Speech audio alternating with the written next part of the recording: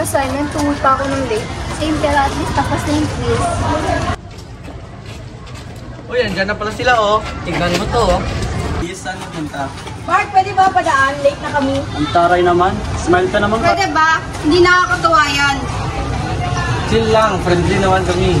Tigilan nyo kami, hindi to friendly, nakakatakot na. O yun naman, compliment nga yun eh. Hindi yan compliment, hinaharas nyo na kami. Anong nangyayari dito? Sir, hinaharangan po nila kami, hindi po kami makadaan at kung ano po sinasabi nila. Mark, Leo, JP, Rod, sumunod kayo sa office ko ngayon! Pero sir, biro lang naman namin yun. Ang harassment ay hindi biro. May malinaw tayo na rules doon. Alam nyo, ang sexual harassment, bawal ito sa school natin. Kailangan respetuhin natin ang isa't isa. Naintindihan nyo ba? Pasensya na po sir, sa inyo pati sa kanila. Namin na makakasakit. Mabuti yan.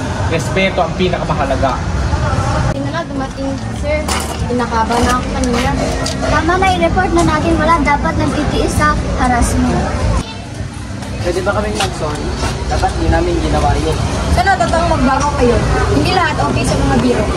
Respect from yun lang naman. Alam namin na hindi sapat ang sorry namin. Pasensya lang talaga. Gusto namin magbago, hindi na mauulit. Mabuti kung gano'n hindi naman namin pero kaaway. Gusto lang namin ng safe na school. Kaya sana tuloy-tuloy ang pagbabago nyo. At tandaan nyo, consent at boundaries lang yan. Hindi lang basta overacting.